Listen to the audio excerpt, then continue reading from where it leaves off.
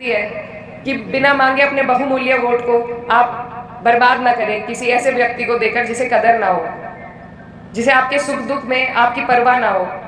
इतने धरने हमने बैठकर दिए, किसी एक भी धरने में उन्होंने आकर ये नहीं पूछा कि क्या समस्या तुम्हारी है, मैं बताऊंगा सरकार को, मेरी सरकार है, मैं उन्हें अवगत कराऊंगा। क्या ये उनका फर्ज नहीं था? तो ऐसे जनप्रतिनिधि को हमने चुना है, उनकी गलती नहीं है। लेकिन अब वक्त है, हम अपनी गलती सुधार सकते हैं, हम बदलाव ला सकते हैं। और बहुत से लोग यहाँ कहते हैं कि अब क्या समीकरण है। मेरा समीकरण तो आप लोग हैं। आप जो भी समीकरण बनाएंगे आप अच्छों के बना सकते हैं और बिगाड़ सकते हैं। हमारा 2022 में जो चुनाव हुआ उसमें आप लोगों ने बहुत बड़ी क्रांति का काम करके दिखाया।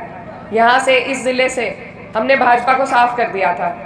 आज अलग बात है कि दूसरी तरफ समझौता हो गया, लेकिन वो समझौता भी सम्मानजनक समझौता नहीं है। अभी परसों की रैली आपने देखी होगी।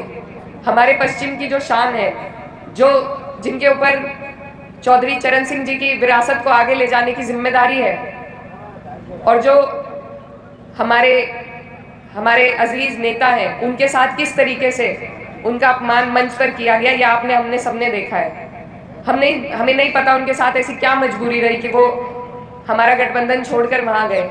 और मेरा दिल ये कहता है कि मजबूरी जरूर कोई ना कोई रही होगी, क्योंकि यही भाजपा करती है, दबाव बनाती है। चाहे किसी के यहाँ ईडी भेजकर, किसी के यहाँ सीबीआई भेजकर, किसी के यहाँ झूठे मुकदमे लगाकर, इन्हें सिर्फ विपक्षियों को दबाना है, विपक्ष की आवाज को दबाना है, उन्हें खत्म करना है। और उसी के साथ साथ ये हमारा लोकतंत्र खत्म करना चाहते हैं। अगर लोकतंत्र खत्म हो गया, विपक्ष खत्म हो गया, तो आपकी हमारी हक की आवाज उठाने वाला भी कोई नहीं रहेगा। तो इसलिए ये जो तानाशाही वाली सरकार है, इसको हटाने का अब वक्त है। आपके सामने वो वक्त है। जब हम धरनों पे बैठते थे तो बड़े बुजुर्ग कहते थे, हमने सुना उन्हें कहते हुए कि इस बार मौका आएगा तो जवाब देंगे। अब मौका आपके सामने है।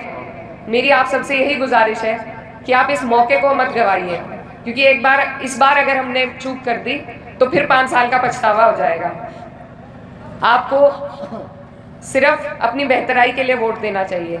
जाति, बिरादरी, धर्म में ये हमें बांटने का प्रयास करते हैं, लेकिन अगर हम इन्हीं चीज़ों में बटे रहे तो हमारा विकास कभी नहीं हो पाएगा, हमारे मुद्दे कभी नहीं उठ पाएंगे। मेरे पिताजी भी यहाँ से आपके जनप्रतिनिधि रहे हैं, विधायक रहे, आपने बनाया उन्हें, सांसद भी रहे, और आपने उन्हें बहुत प्यार और मान सम्मान दिया।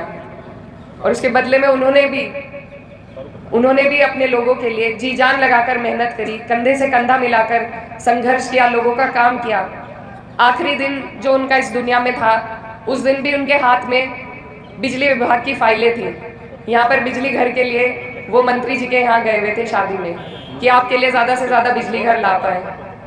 और उन्होंने कभी किसी से ये नहीं पूछा कि मुझे वोट दिया था या नहीं दिया था, या फिर किसी से ये नहीं पूछा कि तुम्हारी क्या धर्म है, क्या जाति है। और यही सीख उन्होंने हमें दी है। हमारे घर में कोई भेदभाव किसी प्रकार का नहीं है, क्योंकि मेरे पिताजी कहते थे कि कोई भी नेता हो, जनप्रतिनिधि हो, उसका कोई धर्म नहीं होता, कोई जाति नहीं होती। और अगर वो किसी धर्म के प्रति या जाति के प्रति झुकाव रखने लगे तो वहीं से उसका पतन शुरू हो जाता है। तो यही सीख हमने ली है और इसी को आगे बढ़ाने का मेरा संकल्प है। उसी के लिए मैं आपके बीच में आई हूँ। मैं आपकी बेटी हूँ, इस क्षेत्र की बेटी हूँ। अगर आप लोग मेरे साथ देंगे, मुझे पार्टी ने बड़ी जिम्मेदारी दी है, बहुत बड़ा टिकट है ये, मेरी उम्र उतनी नहीं है। इस बड़ी जिम्मेदारी को निभाने के लिए मुझे अपने सभी बड़ों की ज़रूरत है, क्योंकि चुनाव इतना बड़ा है, एलम से लेकर टोडरपुर मील तक है।